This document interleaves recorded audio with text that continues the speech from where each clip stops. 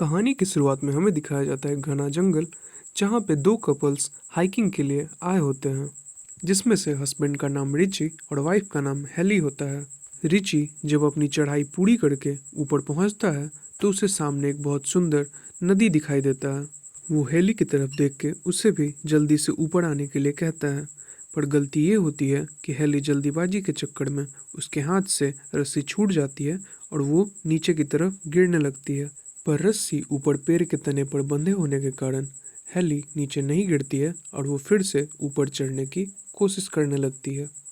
पर हेली अब जब ऊपर रिची को आवाज़ लगाती है तो ऊपर से कोई आवाज़ नहीं आती।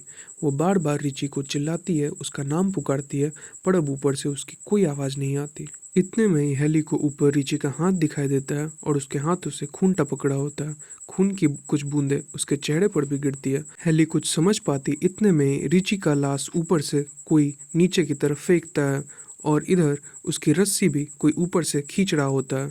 हेली जल्दी से अपनी रस्सी को काट देती है और वो भी नीचे आकर गिर जाती है। वो कुछ समझ नहीं पाती और जल्दी से वहाँ से भागने के लिए दौड़ने लगती है, पर किस्मत को तो कुछ और ही मंजूर था। उसका पैर एक तार में फंस जाता है और फिर वो वहीं पे गिर जाती है। इतने में ही कोई पीछे से आता है और उसे वहाँ से घसीट कर ले जाता है। इसके बाद हमें कुछ सीन्स दिखाए जाते हैं जिसमें वहाँ के रेगुलर न्यूज़पेपर की कुछ घटनाएं दिखाई जाती हैं, जिसमें लोग कैसे हर दिन गायब हो रहे थे, कभी एक, कभी दो, तो कभी पूरी की पूरी एक बस। इसके बाद हमें कहानी का दूसरा पार्ट दिखाया जाता है जिसमें कि हमें एक शख्स क्रिस को दिखाया जाता है जो अपने ऑफिस के काम के लिए एक शहर से दूसरे शहर मीटिंग अटेंड करने जा रहा होता है। रास्ते में जाते वक्त उसे एक जगह पे बहुत जाम दिखाई देता है, तो वो उतरकर अपनी सामने वाले गाड़ियों में ये पूछने जाता है कि आखिर इस जाम का कारण क्या है।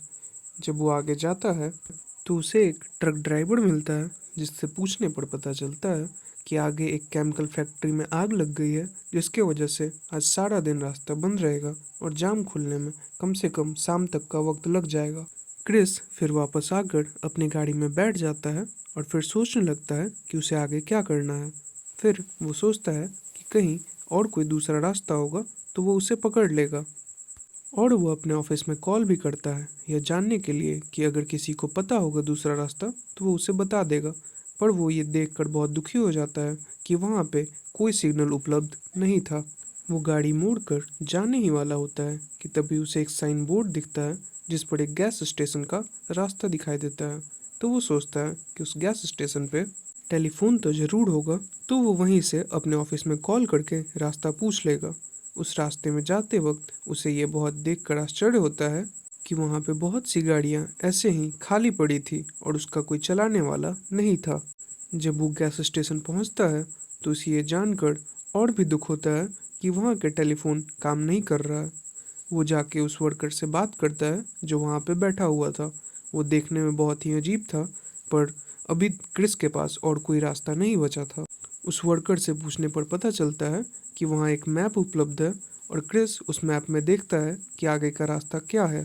क्रिस को एक रास्ता मिल भी जाता है और वो इस बारे में आकर वर्कर से पूछता है और वर्कर उसे जाने की इजाज़त दे देता है। जब क्रिस जा रहा होता है तो वर्कर उसे बहुत दूर तक देखता रहता है जब तक वो उसकी आंखों से ओंझल नहीं हो जाता। इधर क्रिस बेफिक्र होकर अपने रास्ते में बढ़ने लगता है, पर थोड़ी दूर जाने पर उसे दो रास्ते दिखाई देते हैं और वो ये समझ नहीं पाता कि उसे किस रास्ते से जाना है। आखिर में वो फैसला लेता है कि वो छोटे वाले रास्ते से जाएगा क्योंकि वो देखने में शॉर्टकट लग रहा था। थोड़ी दूर आगे जाने पर क्रिस को एक हिरन की लाश दिखाई देती है और वो उसे देखने के लिए जैसे ही पीछे मुड़ता है उसकी गाड़ी एक दूसरी गाड़ी से टकरा जाती है और एक भयानक एक्सीडेंट हो जाता है। क्रिस को ज़्यादा चोट तो नहीं लगती, पर वो उतर के जैसे ही बाहर आता है तो सामने देखता है कि 4-5 लोग उसकी तरफ आ रहे थे जो उस गाड़ी के मालिक थे। वो लोग क्रिस का हाल चाल पूछते हैं कि वो ठीक है या उसे फिर ज़्यादा चोट तो नहीं आई। इसी बीच उसमें से एक लड़की जिसका नाम फ्रेंसिन होता है वो उसे बताती है कि हमारे कार के टायर में किसी ने नुकीली तार फंसा दी थी जिसकी वजह से हमारा टायर ब्लास्ट हो गया और हम लोग सड़क के किनारे ही बैठे हुए थे। फिर वो लोग मिलकर फैसला करते हैं कि हमें जाके आसपास कहीं से मदद बुलानी चाहिए। तो उनमें से दो लोग, फ्रांसीन और इवान, एक दूसरे के साथ वहीं गाड़ी की देखभाल करने के लिए रुक जाते हैं, और चार लोग, जिसमें कि क्रिस भी होता है, वो लोग आसपास मदद ढूंढने जाते हैं। अभी वो लोग कुछ कदम ही चले थे कि उन्हें एक नेवले की लाश दिखाई देती है, जिसे देखकर ऐसा लगता है कि किसी ने उसके शरीर से चमड़ा उधेड़ दिया हो। वो नेवले की लाश को देख ही रहे होते हैं कि उन्हें सामने जंगलों में आग जलती हुई दिखाई देती है। फिर क्रिस कहता है कि हमें यहाँ रुकना ठीक नहीं है और हमें मदद के लिए आगे बढ़ते रहना चाहिए। इधर इवान और फ्रांसी कार में वेट कर रहे होते हैं सबका, कि तभी इवान को कुछ चलने की आवाज़ आती है। वो गाड़ी से निकलकर बाहर देखने जाता है, पर उसे कुछ और दिखाई नहीं देता और वो जंगलों में धीरे धीरे आगे बढ़ता चला जाता है। इधर फ्रांसी उसे आवाज़ भी लगाती है, पर वो आवाज़ का कोई जवाब नहीं देता। फ्रांसी को घबराहट महसूस होने लगती है, तो वो धीरे धीरे उसी रास्ते में जाने लगती है जिधर इवान गया था। वो थोड़ी ही दूर आगे जाती है तो उसे इवान के पैरों का एक जूता मिलता है। अभी वो जूता देख ही रही थी कि उसे सामने इवान का कटा हुआ कान भी दिखाई देता है। फ्रांसी कुछ समझ नहीं पाती और घबराकर जैसे ही मुड़ने वाली होती है, तभी कोई पीछे से उस पर हमला कर देता है और उसकी जान ले लेता है। इधर हमें क्रिस और बाकी तीन लोगों को भी दिखाया जाता है, जो मदद ढूंढने जाते हैं, पर उन्हें कोई मदद दिखाई नहीं देती। और थोड़ी देर बाद उन्हें एक घर दिखाई देता है जो कि बहुत खंडर हो चुका था। उसके आसपास बहुत सारी गाड़ियां भी लगी थी जो कि वीरान पड़ी थी, और हमें वो बस भी दिखाया जाता है जिसके बारे में अखबार में छपा था।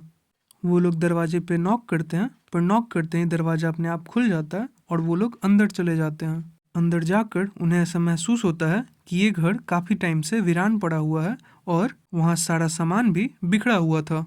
उन्हें वहाँ पे गाड़ी की चाबियां भी मिलती हैं जो कि बाहर लगी हुई थी, पर उनके पैरों तले जमीन तब खिसक जाती है जब वो ये देखते हैं कि वहाँ पे लोगों के शरीर से निकाले हुए शरीर के अंग रखे हुए हैं। वहाँ उन्हें वो कटीली तार भी दिखाई देती है जिससे उनका टायर पंक्चर किया गया था। वो लोग कुछ समझ पाते इतने में ही उन्हें बाहर से कि गाड़ी के आने की आवाज़ सुनाई देती है। वो लोग जल्दी से पिछले दरवाजे की ओर भागते हैं, पर वो दरवाजा नहीं खुलता है और कोई रास्ता ना पाकर उन्हें वहीं पे छिपना पड़ता है। फिर हमें वहाँ तीन आदमखोरों को दिखाया जाता है, जिसमें से एक आदमखोर फ्रांसी की लाश को वहीं जमीन पर पटक देता है। उसकी लाश देखकर उनमें से एक लड़की जैसे ही चिल्लाने वाली होती है, क्रिस उसके मुंह पे अपना हाथ रख देता है और वो बच जाती है। उसके बाद वो आदमखोर फ्रांसी की लाश के टुकड़े टुकड़े करते हैं, उसे खाते हैं और खाकर सो जाते हैं। मौका पाकर क्रिस बेड के नीचे से निकलता है और वो जैसे ही सबको दरवाजे की तरफ लेकर बढ़ रहा होता है, उनमें से एक आदमखोर जाग जाता है और उन्हें देख लेता है। वो लोग जल्दी से दौड़कर बाहर की तरफ भागते हैं, पर वो आदमखोर गाड़ी से उनका पीछा करने लगते हैं। उसके बाद क्रिस एक प्लान बनाता है कि वो उन लोगों को अपनी ओर आकर्षित करेगा और ये लोग जाकर गाड़ी पर बैठ जाएंगे और फिर वो पीछे से आकर उनके साथ गाड़ी पे बैठ जाएगा। पर क्रिस जैसे ही चिल्लाकर उन्हें अपनी ओर आकर्षित करता है, उनमें से एक आदमखोर उसके पैरों पर तीर चला देता है, जिस वजह से क्रिस बेहोश होकर वहीं पे झाड़ियों में गिर जाता है। इसके बाद बचे हुए लोगों में से वो लड़का फैसला करता है कि वो जल्दी से जाके ट्रक पे बैठ जाएगा, पर आदमखोर उसे देख लेता है और उसकी तरफ तीर चला देता है। वो तीर उसके सीने को चीरती हुई निकल जाती है और वो वहीं पर ढेर हो जाता है। इधर मौके का फायदा उठाकर वो दोनों लड़की क्रिस को ट्रक पे बैठा लेती है और वो जल्दी से वहां से भागने में सफल हो जाती है। पर किस्मत को तो कुछ और ही मंजूर था। थोड़ी ही दूर आगे जाने पर उनका चक्का कीचड़ में फंस जाता है और उसके बाद वो आगे नहीं बढ़ पाते। फिर वो पैदल ही जाने का फैसला करते हैं। इतने में ही आदमखोर भी उनके पीछे करते हुए वहां पे पहुंच जाता है और उन्हें चारों तरफ ढूंढने लगता है।